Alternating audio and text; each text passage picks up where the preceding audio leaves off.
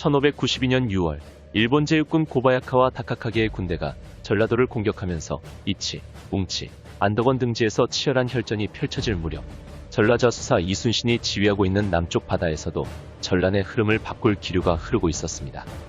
이순신과 조선수군은 그동안 옥포에서의 승리를 시작으로 합포, 적진포, 사천, 당포, 당항포, 율포에서 적선을 일방적으로 격침시키며 남해의 제해권을 넓혀나가고 있었습니다.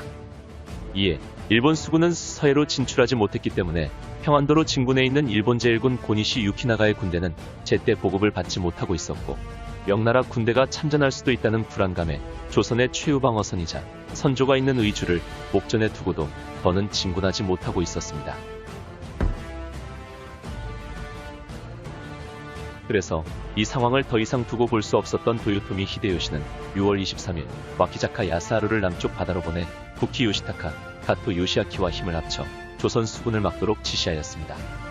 그런데 와키자카 야스하루는 수군 장수였으나 전쟁 초반 경상 좌수사 박홍, 경상호 수사 원균의 함대가 싸워보지도 않고 배를 자침시켜버렸기 때문에 전공을 세우기 위해 육지로 올라와 있던 중 불과 1600명의 군사로 전라감사 이광이 이끄는 삼도군항군 8만 대군과 맞닥뜨려 이를 무너뜨렸던 전과를 세운 일이 있었습니다.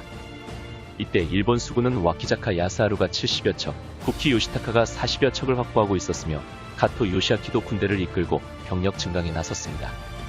이에 맞서 7월 5일 전라자수영의 본영인 여수에 전라우수사 이억기의 함대가 전라자수사 이순신의 함대에 합류하여 48척의 전선을 거느리게 되었고 7월 6일에는 노량에서 경상호 수사 원균의 함선 7척이 합류하면서 총 55척의 연합함대가 다시 한번 결성되었습니다. 7월 7일 앞선 용인 전투 승전에 자신감으로 충만해 있던 와키자카는 다른 장수들과 연합하여 싸우라는 도요토미 히데요시의 명령을 무시한 채 자신의 전선만 이끌고 단독으로 출전하였습니다. 당시 와키자카가 이끌던 함대의 규모는 총 73척으로 대선 36척, 중선 24척, 소선 13척으로 이루어져 있었습니다. 같은 날 조선의 연합함대는 당포 앞바다에 정박해 있던 중 김천손이란 사람이 와키자카 야스하루의 함대 73척이 견내량으로 들어갔다는 정보를 전해주었습니다. 이순신은 견내량이 폭이 좁고 암초가 많아 기동이 어렵기 때문에 전투를 벌이기에 적합하지 못한 곳이라 판단하고 소수의 전선을 보내 한산도 앞바다로 일본 수군을 유인하여 싸우기로 계획하였습니다. 7월 8일 대여섯 척의 판옥선이 견내량으로 진격하여 정박해 있던 일본 수군을 향해 화포를 발사했습니다. 소수의 전선으로 피해를 줌으로써 일본군을 자극하기엔 충분했고 전공을 세울 욕심에 들떠있던 와키자카는 큰 의심 없이 미끼를 물어 조선 수군을 향해 빠른 속도로 다가오기 시작했습니다. 일본의 함대는 첨저선이었으므로 평저선인 조선의 판옥선에 비해 속도가 매우 빨랐기 때문에 회각하는 판옥선에 빈틈을 주지 않고 따라붙은 후 조총을 쏘며 싸움을 걸었습니다. 여기서 첨저선은 선체의 바닥이 뾰족한 선박으로 저항을 적게 받아 속력이 빠르나 선회하기 어렵고 화포를 발사할 때 반동을 흡수하기 어려워 화포를 많이 장착할 수 없는 특징을 갖고 있습니다. 반면에 평저선은 선체의 바닥이 평평하여 저항을 많이 받아 속력이 느리지만 선회가 자유롭고 화포를 많이 장착해도 안정적으로 전투에 임할 수 있습니다. 어느덧 일본군은 한산도 앞바다까지 추격해왔고 미끼로 투입되었던 조선 수군은 작전 해역으로 진입하는 데 성공하였습니다. 이순신 장군이 정해놓은 계획대로 일본군이 움직여준 것이었습니다. 일본군을 유인했던 판옥선이 3개 부대로 나뉘어 있던 조선 수군에 재빠르게 합류하여 하객진을 펼치자 일본군은 조선군의 포위망에 완전히 갇혀버렸습니다. 그 순간 조류도 조선 수군의 유리한 방향으로 흐르기 시작했고 이순신은 기다렸다는 듯이 공격 명령을 내렸습니다. 그러자 조선의 연합함대는 일제히 지자총통, 현자총통 등의 각종 화포를 발사하며 사정없이 공격하니 일본 수군은 제대로 응전조차 하지 못하고 목숨을 걸고 전장에서 도망치기 급급했습니다. 계속된 화포 공격에 수많은 적선이 격침되었고 불화살에 맞아 죽거나 바다에 빠지는 자가 부지기수였습니다. 거기다 아무리 가신들이 보호한다지만 지휘관이라고 해서 화살과 화포 공격에서 안전할 수는 없었기 때문에 와키자카도 갑옷에 화살을 맞는 부상을 당했으며 와키자카 사해, 와타나베 시치에몬 등의 가신도 전사하였습니다. 일본군이 조선 수군의 접근도 못해보고 퇴각하니 판옥선이 추격을 시작했고 그 선두에는 공포의 대상이었던 거북선이 있었습니다. 거북선을 보고 멀리서 전투를 관망하던 대선 한 척, 중선 7척, 소선 6척으로 이루어진 일본 수군 14척은 전의를 완전히 상실하여 김해 방면으로 퇴각하였습니다. 이후 와키자카는 어떻게든 전장에서 벗어나기 위해 대장선을 버리고 다른 배로 갈아타 한산도 바다에서 벗어나 김해로 퇴각하는 데는 성공하였으나 살아남은 자는 200여 명에 불과했습니다.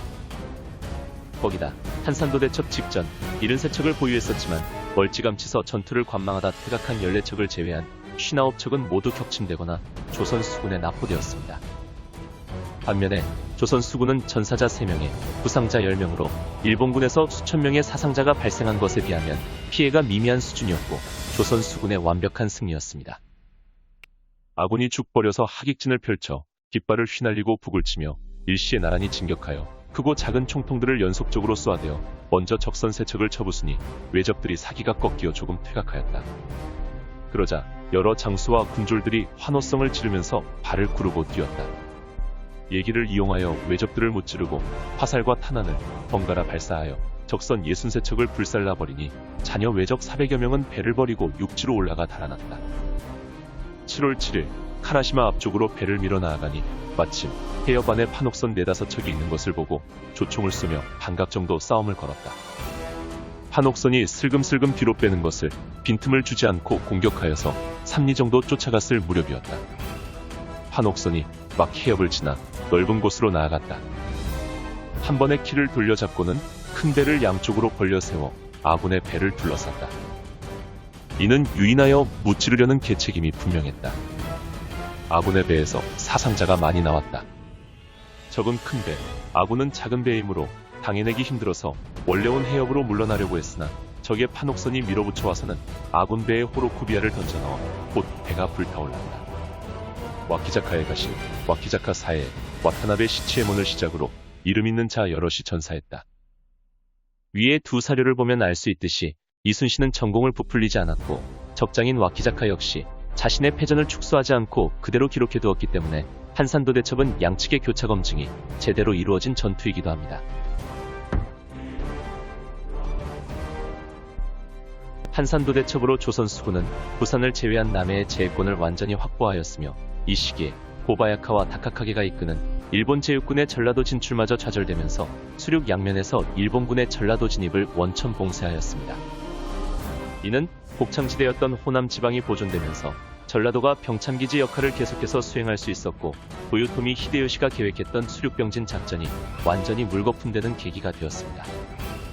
또한 도요토미 히데요시는 조선 수군을 만나기만 하면 패배하는 일본 수군을 보고 더 이상 조선 수군과 싸우지 말고 해안에 성을 쌓아 방어에 주력하라 라는 해전금지령을 내리기까지 했으니 당시 일본에서 이순신 장군이 차지한 위상이 어느 정도였는지 실감할 수 있습니다. 이로써 전황은 조선 쪽으로 기울었기 때문에 국난 극복의 원동력이 되었고 한산도 대첩은 임진왜란의 3대 대첩으로 꼽힐 뿐만 아니라 대한민국의 3대 대첩으로도 불리고 있습니다.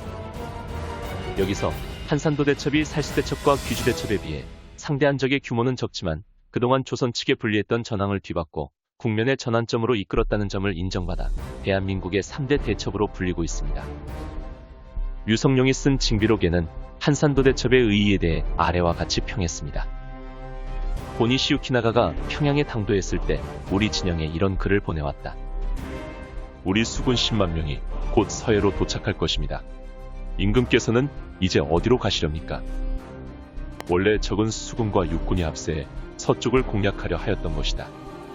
그런데 어제 싸움에서 패하면서 한 팔이 꺾였기 때문에 비록 고니시 유키나가가 평양성을 점령하였을지라도 군세가 외로워 더 이상 앞으로 나아가지 못하게 된 것이다. 결국 전라도와 충청도, 황해도와 평안도 연안까지 온전히 보존할 수 있었기에 군량을 조달하고 명령을 전달하여 중흥을 이룩하였다. 그뿐만 아니라 요동과 천진 등지에 외적의 손길이 닿지 않아 명나라 군사들이 육로로 와서 구원하여 외적을 물리칠 수 있었으니 이것이 모두 이 싸움의 공이다 라고 기록되어 있습니다.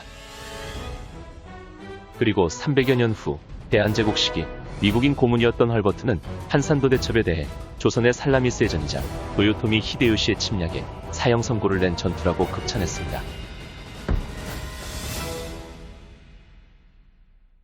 한편 한산도 대첩에서 구사일생으로 살아남아 기메로 퇴각한 와키자카 야스하루는 인근의 작은 섬에 배를 대고 상륙해 있었습니다. 와키자카는 여기까지 뒤도 안 돌아보고 도망쳐오느라 전황을 수습할 겨를도 없이 잠시 숨을 고르고 있었는데 갑자기 주위에 포탄이 날아들었습니다. 조선 수군이 이곳까지 추격한 것이었습니다. 와키자카가 타고 온 배는 순식간에 불길에 휩싸여 버렸고 그 배의 선장이었던 마나베 사마노주는 치욕을 견디지 못해 할복하였습니다. 와키자카기에서는 당시의 상황을 다음과 같이 전하고 있습니다.